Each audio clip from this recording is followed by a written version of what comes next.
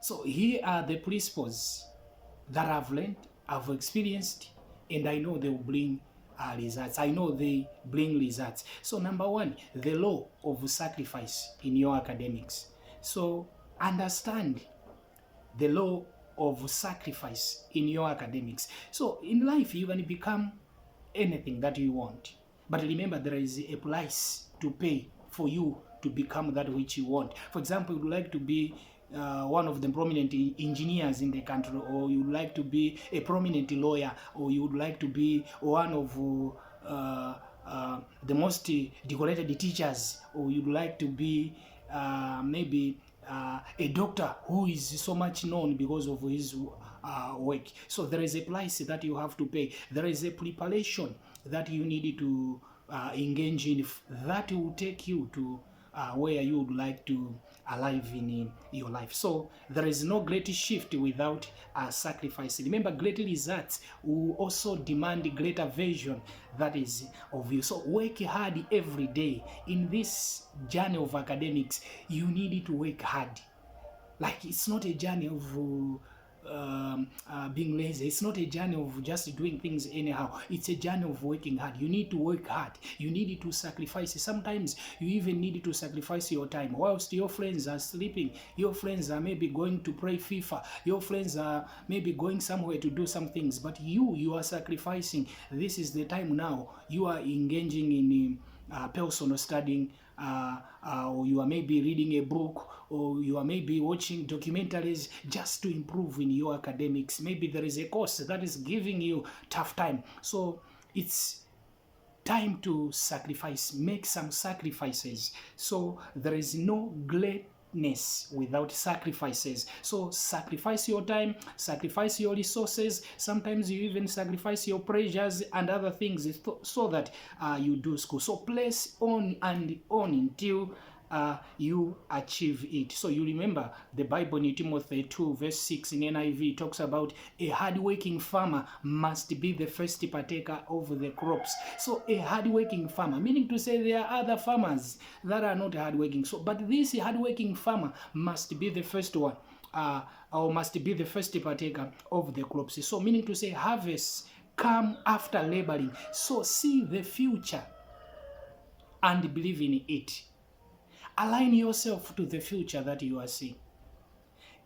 A team going on an international stage does not prepare in the way a team going to a local stage does. So you, knowing what you would like to achieve great levels in your academics, you would like to achieve great levels in your academics, you need to prepare in a best way. You need to give it your all. You need to sacrifice your time, sacrifice your resources just to make sure that this academic journey works. So build excellence as a matter of your life that you shows it everywhere. So in this journey, we work hard.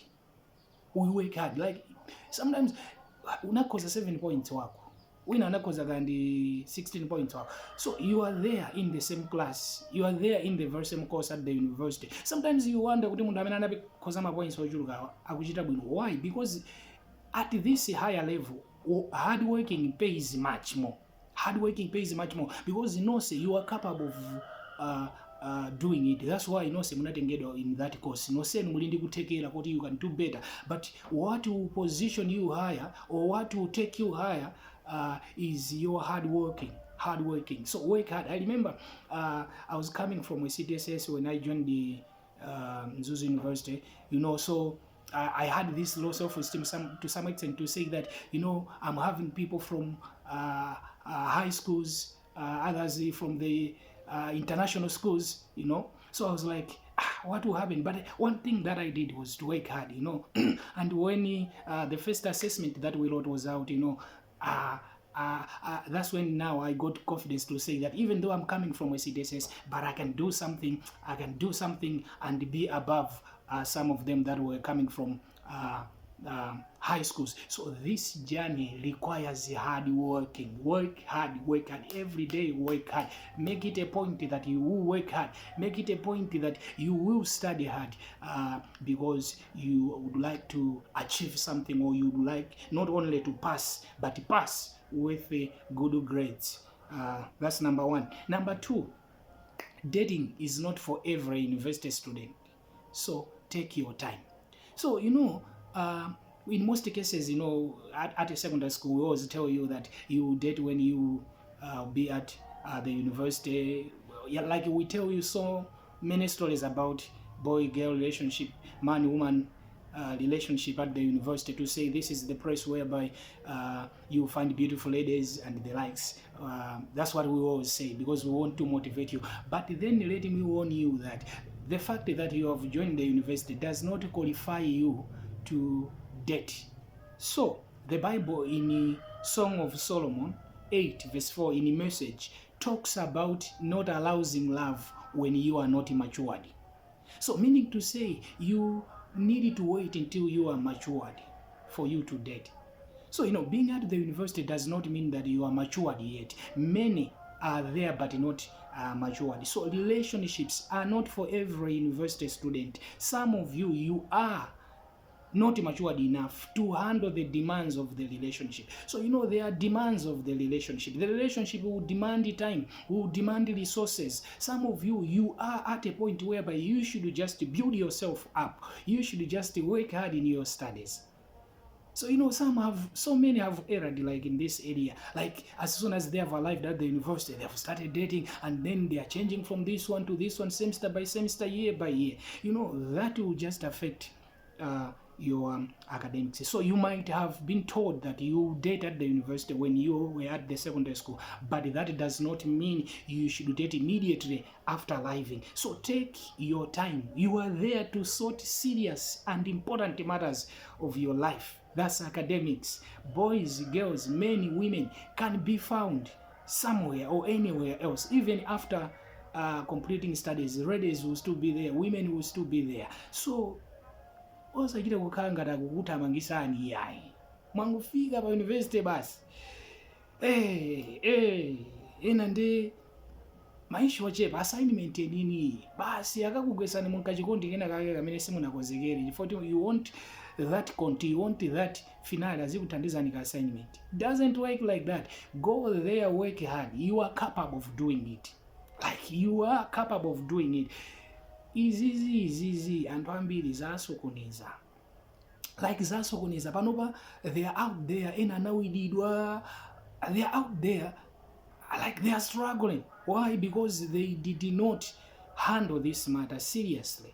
So relationships also akhala pa pressure here. The fact that your friends are dating, sinde kuti iwe so you have to date here. Actually, ask yourself this question. That's what I was told. You ask yourself this question to say, kodi ndikufuna ndikwatire kapena ndikwatiwe? If the answer is no, then why are you dating? Why should you date? So if the answer is no, just avoid. Like, just avoid. Just concentrate on your studies. Just concentrate on other important things. If you are doing business, just concentrate on your business. So your academic journey will be highly determined by how you handle this area. For others have failed because of the same. So if you ask me, when is a student supposed to date? When he is ready to go into the next step of relationship, which is marriage. So only date when you feel like you are ready to get married.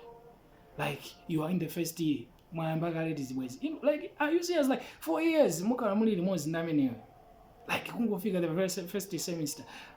Yeah, take your time. Simukuchoka hapo yayi. Iliyo simukuchoka hapo mulipo. In fact, if you keep on adding value to yourself, you even attract much better men than the one you are meeting, or much better ladies than you are meeting, because you attract chimene wewe uli. So can you just work at yourself? Can you just keep on adding value to yourself so that you could also attract someone so valuable? So be serious with your academics. I'm advising you the area hii muyangane ndi maso kwambiri. Don't err. Ena mulipa holiday, like you have just written your MSc exams, bas mwambakale zibwezi, then kina yeah, we can do better. Yeah, we can do better. Number 3, stay away from drugs and substance abuse. You know, in tachoka university, so we are going to tachoka secondary school, that is, so we are going to the university ndika mentality kuti now this is the time that I have to be free. Secondary school, you know, teachers we are always on our neck, making sure that we don't drink. So we are going there just because university sikumakala okulonda, so I will be drinking. Like, there is no any good trophy that you get from drinking. Like, that's what I've learned. You know, as a teacher, you know, I've come across so many destinies that have been destroyed as a result of drugs and substance abuse, beer drinking, chamber smoking, drugs. So, you know, these are the things that will just push you away from the destiny imene mwina mwakhala mukuipanga desire for so long. So most destinies have been lost as a result of drugs and substance abuse. Do not be among those who want to try everything at the university. Drugs, substance abuse destroys destinies. So others have become useless because of the addiction to drugs. You know, there are other individuals, like, they can't spend a day or maybe a week without drinking. You know, they've reached that extent. You know, they started very small, like today they would drink and then they would take a few days and then drink again, but now they have become addicted to the hard stuff. So the devil likes to attack and destroy great destinies in their early stages. So he likes to destroy things whilst they are small. So as you are still there at the university, make sure you protect the destiny that has been given unto you by God. So just be serious with your academics. Nkani zinazi zikuchedwesani. Yes, you can celebrate ku social weekend mwabwino if you that is your way of doing things. You go to social weekend, you can do it without drinking. Like, it's possible. Like, so many have done it before. And you are doing very nasty things, or you are planning to be doing very nasty things just because you are at the university. You know, there is a life after the university. Let me tell you a story of someone who used to be so funny, doing funny things, nasty things during social weekend. I remember, so after completing his studies, like, he was telling me that he applied to work at a certain international organization, and when time came for feedback, like, he was not successful. So he went on to ask, I just want to learn. I just want to know why I'm not successful in this interview. So he was plainly told that, you know, you used to do nasty things during the university days. So you are not the kind of the person that we are looking for. So we had to make a deep research on who you are, on your character and the like. So we found videos and photos of you doing nasty things, just kuenda mutangovala pantieka, doing those funny things. Like, so osamasuka kwambiri during my social weekends aja, osamasuka nawo kwambiri, like, you are so confident, anyamulamo wanu mujambulisa and the likes. So, you know, those things zimakakulondola pandawo yosainirira. So don't be too confident in doing those things. So chinthu china chimene chimapangisa anthu kuti amasuke kwambiri kuposa amene akuyenera kuti amasukire, it's drugs and substance abuse. So the best is to avoid them. Just avoid them. Like, just avoid them. There is still time that you can do them if you would like to have them, that is. But if you can ask me, my advice is just avoid such things. So avoid drugs and substance abuse, because as a result of that, you know, others, they have engaged in premarital sex with many partners, and sometimes, you know, they get matenda and these into zina. Like, you know, drugs zimakakusokoneza kaganizidwe kako, ubongo wako umakasokonezeka.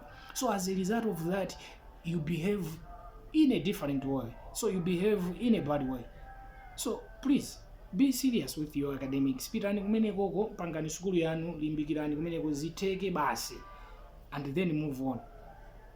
Industry ikudikirani ndithu. Industry sikudikira zitsiru, ikudikira people that can be productive, ikudikira people with the solutions, ikudikira people that spend time learning things, acquiring knowledge. So you see, so zinazi tango zipangana avoid for some time. Tango zipangana avoid and concentrate much on your studies. Galimoto ya mugunda chifukwa choti akuchokera kokamwa sana yang'ane ukunduko.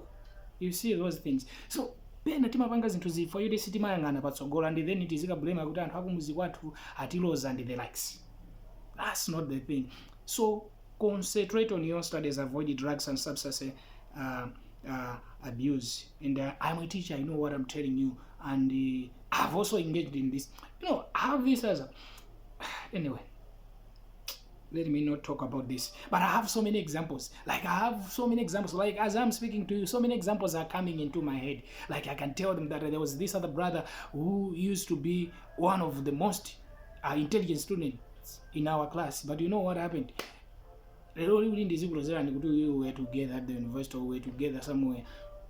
You can't believe it. So I'm telling you things from my experience. I'm telling you things from what I've seen with my own eyes. Because I love you. Because I want things to work for you. Because I want you to have a great future. You see? Guys. Number 4, don't waste your time on YouTube. So we always engage with YouTube. By now, you always engage with YouTube. So in this modern era, many of us spend much of time on YouTube on daily basis. Sometimes we are there to watch movies, music videos, documentaries, school-related stuff, and even pornography, among many things. So my advice is, do not waste your time on YouTube by watching unnecessary things as a student. So do not fill your brain with unnecessary junk that end up eating you slowly. So by YouTube baja sibongo kaonera ma Nigerian, sibongo kaonera ma movie okayai, sibongo kaonera football highlights and the likes. YouTube ija imatandiza in your studies. Concept ina ili yoseyo imene niyo mwaipuzira imene suna ivetse, you can find it on YouTube. Kaya ubanga kosi yanji, kaya ubanga education, kaya ubanga horticulture, kaya ubanga agribusiness, kaya ubanga water, whatsoever course that you are doing, library, those concepts amena makala kupuzana aja, they are there on YouTube. So you can go there, watch. Calculus, you go there, you will find how others have also tackled the very same area. So YouTube ijayo guys, ikale friend watu bankani ya school. Ikale friend watu bankani ya school, use it effectively. Tisama use when we are doing nasty things. Ena mpaka nakumaga onela poma pornography there. No, you can master a skill there. Learn how new things are done on YouTube. Observe certain things that is on YouTube, and even deepen your understanding of certain concepts, all on YouTube. So use your time on YouTube in your academics. Many have used it to get good grades in their courses, and you can do the same. Whatever you do after classes also determine where you end up in your studies and even in your class. So be muntu oti YouTube ija mugwirise ntchito bwino. Mugwirise ntchito bwino YouTube uja. And again on the same, let me just tackle this social media and the likes. There is also this LinkedIn. As a student, be on LinkedIn. You will thank me later. Be on LinkedIn, connect with people in your field, follow people, learn from people. Others have got jobs right from LinkedIn and the likes. So these are the platforms you need to be on. Facebook, we just banga post into those, as I've already said, and then you are drinking beer with your friends, and then you have went maybe on a trip, and then you are doing nasty things and you are posting them on the Facebook. Those things that they will come after you. Some of you, your career, because people will use those things against you. You would like to be politicians, those things will follow you, like they will follow you. So tapangani post zabwino tinali ndi trip tinapita kwakuti timakapanga zakuti tapangani post zinthu zimene zija anthu ena ake akuziweni. This other person was telling me how he got a job he never applied for, just because he was active on my pages yake social media and LinkedIn, anthu kumpanga contact kuti I say there is this job iwe ukupanga fit, so can you link with these people? Koma inuyo pa page yanu kudzaza ndi zithunzi zovula, kudzaza ndi zithunzi zamowa pamene paja, and then muzikanena kuti ntchito zikuvuta later on. So taziona. So anyway, be practical. So be a practical person. Number 5, be a practical person on top of the theory most taught in schools. So most schools, they always teach us about the theory part of it, the theory part of your course, zimene mazipuzira mu class muja, but iweyo went extra mile. So aim at being practical in what you are studying, for you are paid because of it. So many have the theory part they acquire in order to pass exams. So make it a point to go extra mile, add the practical part of what you are studying.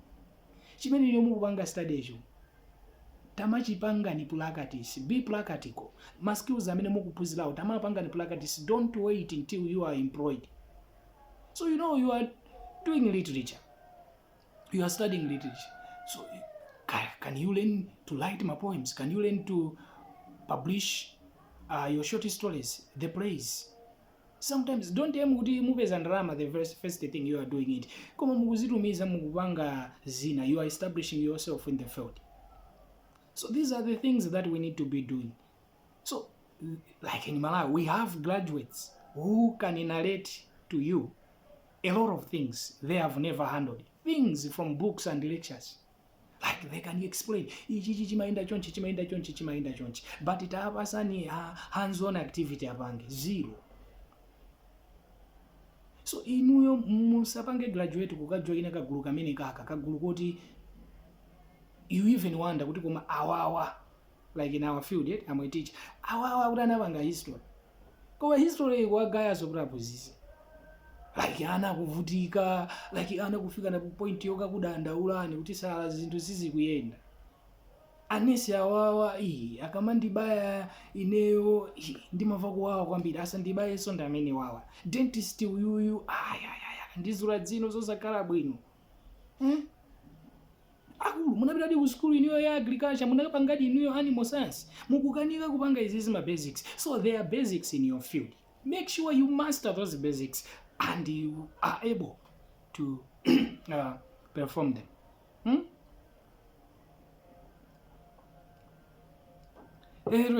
Mayeza athu akutero. So a story is told about a university student amene anapanganso in law ku technical college. Chifukwa choti amadandaula kuti while start the university chimene amaphunzira amangophunzira the theory part. So he now had to enroll kuti azingophunzira nawo for the practical part, knowing kuti ma technical colleges kawiri pumakhala ma hands-on activities. So enafe makosi athu ma opportunities, they are not maybe there for hands-on activities, but now you knowing kuti you would like to be an impactful person in that field, that's when now you engage in a personal journey, getting the practical part of the things that you are studying. So be in a good position, please have both the theory and the practical part of your course. Mukupanga library, you have never visited another library apart from your school one. Yeah. So we have people who got distinctions in class yet fail to execute the same things in the that is on the ground. So my point is, you need both the theory and the practical part of your course and be grounded in both. Mukupanga ICT, kaya programming, koma you have not even tried the things zimene akukuputsanisi ati tikudikira kuti azatilembeka intchito ndi pamene tizazipanga. Whilst your friends, whilst they are at school, they are doing great things. They are applications. People are using the applications. So mawa mukakapeza iyo aja alembedwa ntchito ndi the UK government muzika dabwa and wotamba amene aja chani anzanu, they used their time very well. So companies and institutions always want to hire individuals with both practical and theory of the course. Number 6, live well with your lecturers. Live well with your lecturers. So you lose nothing if you give the lecturers the respect they deserve. In fact, you can even get more from this. So do not compete with the lecturers. You are a student and they are lecturers. In fact, your teachers. So no matter what, they know more than you currently do, and that's why they are in front teaching you. So don't try to look wiser than them amongst your friends. So don't be too familiar with them. even when you personally know them outside class. Treat them as your lecturers always. Ena nkufika po masuka ndithu mpaka kumamutchula iwe lecturer. Even yeye atakhakuta kukuza kuti zindichula kuti iwe, respect him. Like respect him. You know, one thing that I've learned, that my mom taught me long ago, my late mom, that is, she rest in peace. Actually, she told me kuti learn to respect people. Also, college for in the agul jabe, but my positions are many wali. So even a chief that is younger than me is still a chief. I need to respect him. A lecturer that is younger than you. Imagine here in the lecture at this age, by age many in secondary school. And then you say, Iwe, kamene kacha. You know, but in zina zake timakita kuziyamba dala. And then a lecturer, when he decides to do something, and then tizika nena kuti, hey, a lecturer ndayankanza, hey, anandi pasalibiti. You know, zina zake we can avoid them.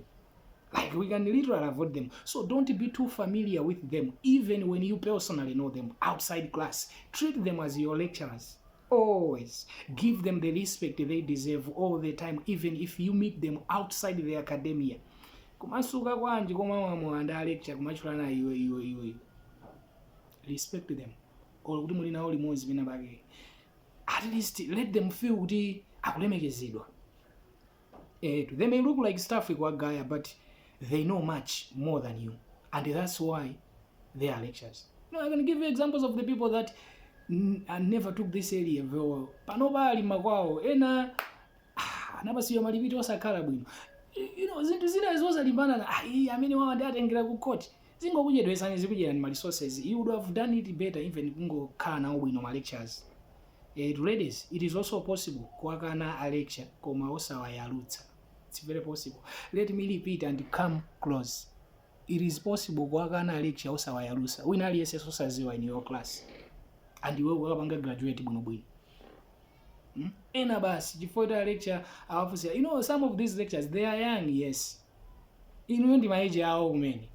I'm not supporting my lectures as if I'm a student. Actually, as many as or even as we teachers, we are not allowed to propose. Komano zimachitika anthu amakondana. Munthu amafuna munthu wina. Kaya either after university or munthu amafuna ndithu munthu wina wake. So, a lecture awo mukoza kuwakana aliyese osaziwa. Zinthuzo ndikumayenda bwinobwino. Uchita kuona kuti conversation iyi kupita kuti this lecture will propose me or will ask for these things. Ukuchita tukuziwa and then you are staying there. You know, someone was telling me, a fellow student was telling me how he defeated a certain lecture from proposing. He saw it coming and he saw mawafunda. So he just started kumawalemekeza. Iwaja naisera kumuza kutasa mawalemekeza. You know, it never worked. Anapanga graduate bwino course imene anakhonza. He did it mabwino. Koma a lecture kaza kufusire mwayalusa. And then lecture yakakupasa nilipita akakuida muzika mudandaula. Ladies, my lectures kana oni bwino kukhala nawo bwinonso ziti kunena kuti basi ndiye kuti chimene akufuna basi ndiyo muzivomera. Apa panda kupasa ndi chisanzo chamene you can handle this issue. Mkhoza kuwakana mwabwinobwino wina aliyense osaziwa. Koma ifoti mwakana mwauza and then lecture yakaivere kwina kwake nkhaniyo. Ena aketo mukauza ena ake amanyamuka ukauza lecture. Mese nati munafusira wakuti. And then you expect the lecturer kuti should be nice to you. And be sensitive. Whenever you see a move that would lead to a desirable position, pull off amicably in a more respectful way. Boys, samalimbana nawo ma lectures yayi. Ndi nthawi yawo samalimbana nawo. Inuyo you are there do school. Mukoneka kuti mukukolana ndi a lecture kwa mlongo wina wake. Zisiyeni zimenezo. The whole world zisiyeni zimenezozo. Azana anapeza nazo mavuto zimenezo. Lecture si munthu olimbana naye. Tingopanga ko school yoti chokepo. Guys, number 7, have mentors in your academic journey. Have mentors in your academic journey. So, mentors are individuals who know the way, having traveled in the way, and they enlighten you in some issues. So a mentor is not everyone. Is someone committed to help you, someone with great results. For example, where you are a nurse, so you can even have a mentor as a nurse. I said a nurse, and you say, I just want to be like you. And then you go there, you tell him, yeah, neighbors, I need to understand these things. Or sometimes you are even open much enough to say that I want you to be my mentor. So great people comes from the hands of great mentors. So you can have mentors in almost all important areas of your life. Sometimes you are lucky, you find a single mentor amenakupanga akata ma areas mwina 4 or 5 amene we umasilira. So in your academics, have a mentor. Like sometimes you have a mentor, you have not met him, but you just follow his life, you just get motivated. So you see, there are people you need to follow on my social media. For example, you are on this academic journey. There are people you need to follow. I'm share some important stuff. Like for example, I can give you an example of Dr. Chimwemwe Manyozo, who is a lecturer at one of the famous, the great universities in the world. So he's out there. So you follow such people. Even locally, we have people. Like I can give you, there is Peter Yakobe. Like sometimes he share some scholarships and the likes. So you need to follow such kind of people. Amakala kukupanga mentor in some areas. So your mentors ought to be people with great and admired results which you desire to emulate. Joshua had Moses as his mentor until his time came. Jesus had mentors until he was 30 to start his mission.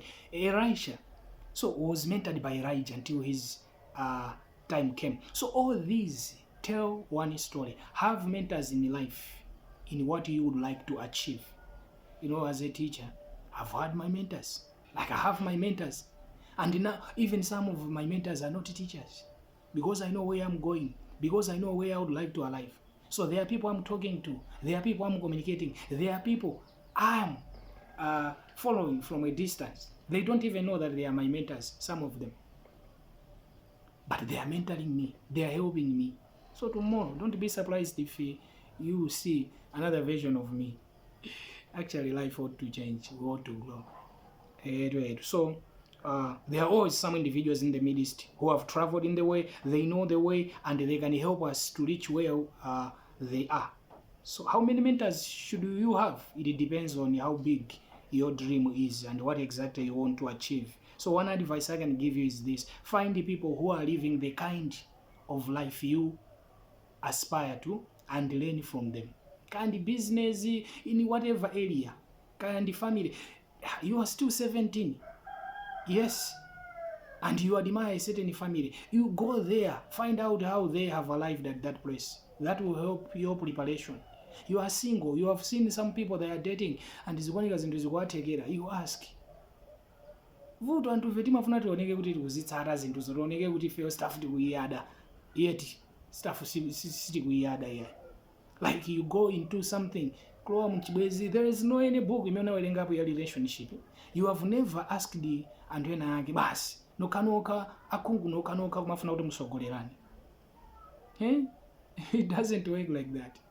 It doesn't work like, sometimes even your mentors are your fellow students. Students nowadays they have, maybe they are in the 3rd year, you are in 1st year, and then you go there, you ask in leadership. You even have mentors as well in leadership. So you are a leader maybe in a certain organization. No, zintu zambiri. There is always someone, Pastor Aubrey likes to say this, but there is always someone who has done what you would like to do. If you can just humble yourself and learn from them, you can lose nothing. Actually, you get more and more. So please have mentors. There are people I'm mentoring, but it's why I'm mentoring them. They don't know that I'm mentoring them, but they are learning some things from me. There are students in universities I'm mentoring because I've been there. So I'm telling them, ababa musabondebo, like what I'm doing now, I'm mentoring you. Ababa musabondebo, ababa mukoza kubonda. ababa mukonde mosamala. That's what I'm doing here. So have mentors. So not just people who are successful in a vague sense, but people who have achieved the kind of the success you actually want, people who reflect the values you admire, people whose lifestyles, mindset, and outcomes align with your vision of the future. Number 8, be creative. People who are creative can be successful in every environment they may be put in. So be creative yourself. Like I've followed the story of Bushiri. So Bushiri is one of the people that are creative. Actually, let's put the other things aside, but let's take Bushiri as a creative person. So Bushiri, after leaving everything in South Africa, he came here and he wrote a book, just writing a book. So he used his popularity and he wrote a book, Jesus Nation, and he sold the book and sold the copies. Like I think it was in 48 hours, he was able to get 40.8 billion kwacha. So look at that, creative. So there are other people, you put them in whatever environment, they will succeed because they are creative. So creativity sets you apart. Creativity sets you apart. So be creative. Be creative. The world pays you based on your creativity in what you do. Creativity is what Malawi is lacking today. As a leader, be creative. As a student, be creative. As an ICT expert, be creative. As a teacher, be creative. You can attest. You can attest with me. I've always been there. And if you have been with me, you know, sometimes I'm unpredictable. Sometimes I could take you out in a field trip. Sometimes like I could give you group work, research. That's because I know that I have to be creative. There was time we came up in the magazine somewhere. Like we had the arts club somewhere. That's creativity. Like creativity. So you have to be creative. So many of us are just learning the history of our courses with zero creativity. So timadana the history, chimene foti kupuzira, it's the history as well. History of mathematics, history of what? There is nothing new that we are adding. Tinangoloweza zinthu zija kudzaza zinthu zija like chilichonsecho chimene chikuoneka kuti someone has never done it, timachipatsa ma questions sichingateke. Who told you that sichingateke? Have a positive mindset. Be creative. So there are countless life paths available today. Career routes, business models, personal philosophies. The world is full of the noise and options. That's why generic advice isn't enough. You need specific guidance for your specific career goals. So make sure that you get guidance and be creative. Sometimes ukaphunzira chinthu, ask yourself, how else can I do? I remember during my secondary school days, we used to have people aphunzitsa kumene maths, tonse tikuwaphunzira kumene. But they were creative to say, sir, what if we do this? Sitingapanga live answer yomwe. Sometimes it will come out true, sometimes it will come out false. So be creative. Ku field imene niyo mukupangayo, so many people have graduated from that field.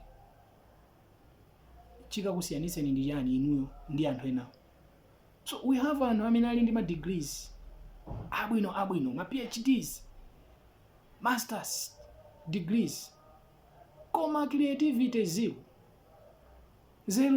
zankalasi zokhazo ali nazo koma zakwina ndi kukomesa konena kuti he is not creative. Angoloweza zima theory basi. Find out chimene mungapange ndiko simene mukupangayo. Pano pati samangoganiza zoti zalembedwa ntchito. Don't think about getting employed only. Tachulukana pakosi yanuyo almost malawi muno mukutuluka magraduate ambirimbiri at your course. What will make someone pick you, not the other one? What will make someone seek your services, not the other one? Creativity imakupanga set apart. Umakhala dolo iweyo. People follow you. So it's not about copying someone's life. It's about learning what is possible and crafting your own path with wisdom and intention. So you don't have to figure it all out alone. Proximity is power. Be bold enough to ask, wise enough to listen, humble enough to apply what you learn. So makozi amene mukupanga enanu akufunika creativity, ICT kufunika creativity, like ntchito ina iliyonse imafunika creativity, some sort of creativity ndi imene imakupanga set apart. So be creative. Zifuseni mafunso kuti ndi chani chimene neyo ndingapange differently ndi chimene ma graduate ena akupanga kapena ma students ena akupanga. You know, there was this other student, I think at University doing data science when I was there. So you know, he was able to produce my applications osiyana kumapanga help with the Nzuzu community, like whilst still a student, and then you get surprised kumaka dabwa kuti amene ujayo has been employed somewhere kwina kwake at the international stage. He started long ago. So that's what we need to be doing. Be creative. Last but one, work on your mindset.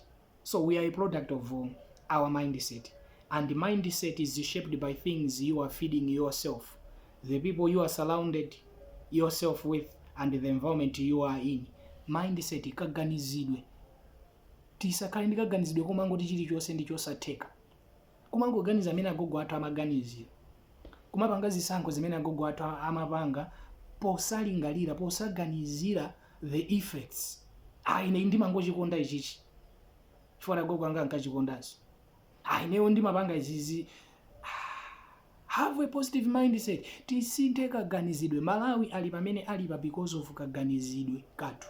If we want to do things better, we need to change our mindset. Mindset is simango sintha before you have made a decision. Mindset is sintha. Yes, it's important to make a decision. Mindset ima sintha ndi zinthu zimene ukupanga feed, zimene ukuwerenga, zimene ukuonera, anthu amene akuzungulira, zimene mukukambirana ndi anthu, zimene zimakusintha kaganizidwe kako. I like what Pastor Obole likes to say, you are the average of the 5 people you have surrounded yourself with. The environment you are in imapanga determine kaganizidwe kako. If you want to be thinking better, associate ndi anthu amene amaganiza bwino. Ufuna kale mfano organiza bo. Zienda ndi mafana so organiza bo. Okay? So make sure you are feeding your mind with the right things that will benefit your life. As a university student, instead of wasting your time on movies, pornography, and other useless things, work on investing in the most important areas of your life. Explore opportunities, businesses, and other important areas. Where you are coming from has a big say if nothing is done to where you end up in life. So don't waste your time on useless things whilst in university. Work on your mindset. Werengani mabuku, different areas. Leadership. Werengani mabuku leadership. Finances. Werengani mabuku finances. Osamaganiza ngarali yese olemera ndi kuti amene ndiyo wasataniki. Kaganizidwe kamene kaja. Like work on your mindset. Kuzipanga feed mind yako the important stuff.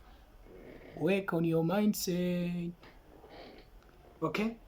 So play FIFA, chess, and whatever you do as a way of relaxing, not as a full-time job, for you will not be paid for that. So search where the God is hidden in your field. You know, Pastor Obole likes to say there is a God in every field. Because you can do better in that course.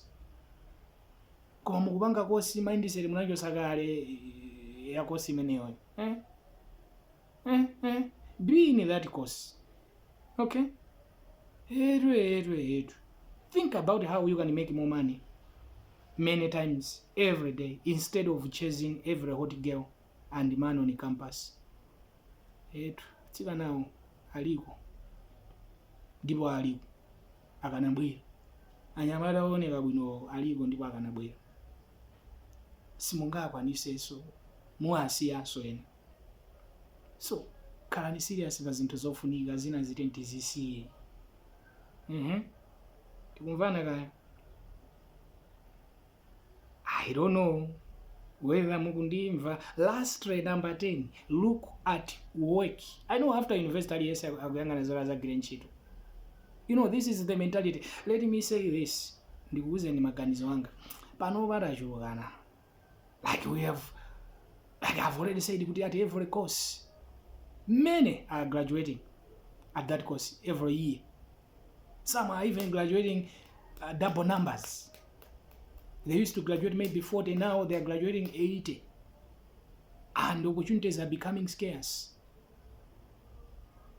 So ntchito, yes, tonsefe timafuna kuti talembedwa ntchito, koma now dziko lasintha. Tiyambe kuganiza kuti outside the box to say what else can I do if the government cannot employ me, if I cannot get a job, what else can I do? Tikhale ndi maganizo amene aja right from university. Boma likatiphunzitsa it's not always kuti tilembe ntchito. So tikiseka ganizo kunena kuti boma have to employ us just because some would ask me, but iwe unaphunzitsidwa and then you got employed. Yes. Koma we are living in different worlds. You know, when I was a primary school teacher, tikangomaliza kosi yathu timapita kuyamba kuwaphunzitsa. That was how things were. But now look, 5, 6 cohorts waiting to be employed at once. They have stayed, others 5 years, 6 years, even 7 years. So the world has changed. So let's embrace this. It's a fact. It's not always straight. Kuti mukangomaliza school mukalowa ntchito. And again, look at work not as an end by a means, but a means to an end. So maswata sangote kuti zagwira ntchito. Think of something else you can do. The problem is that our education system is mostly crafted in the way to make us look at a degree and work as an end. But from what I've personally learned, this is very long. So this is what has led to many get disappointed after earning the highest papers and good jobs in their fields. So look at the school as a job. Look at a school and a job as a means to an end, not the end. So let the job help you be doing a business in life, but not solely depending on it alone for all your bills. So ntchito zochepa zimene zingalemerese munthu. Think of something else you'll be doing. Start preparing right now.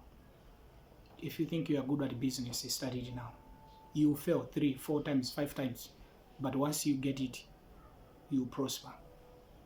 If you think you be doing farming, start investing right now. Tiyambepo kupanga zinthu ngati zimenezo. Ntchito sizalies. What if ntchito ikakuvuta, and what are you going to do? So don't join a wagon of many graduates who are ending up being employed, work, retire, and die without anything in order. Basi kupanga graduate, kugira ntchito, kumasamba siku ndi siku, kumwalira, living nothing for children, and life goes on like that. Also join is easy. Let's do better. Let's think better. Ntchitoi. One day we will not be working. Survival is a Crayoran. So don't join graduates without financial skills. You join a band of those suffering out there with degrees. So as you work hard as well at school, or maybe you are working, also have another personal office to push personal investments. So the reason many are struggling is this out there. So many have chosen to suffer with their degrees out there, as others are suffering without. So don't do things because everyone else is doing them. So yes, we'll work at some point. What else can we do after working? Are you a farmer? You have grown up in a farming family. Then mukubanga ICT, mukubanga tapuzirani za website.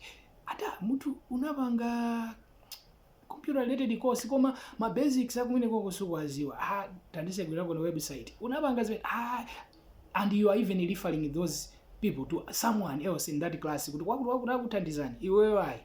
And yet you knew these are the basic things in your course. Zisatero, we can do better. Okay, so this is the end of the second episode. Watch out for the third episode. Remember, I'm doing this just because I want to help you. I want to help you to do better in your academics. I want to help you to be better citizens. Thank you. I love you.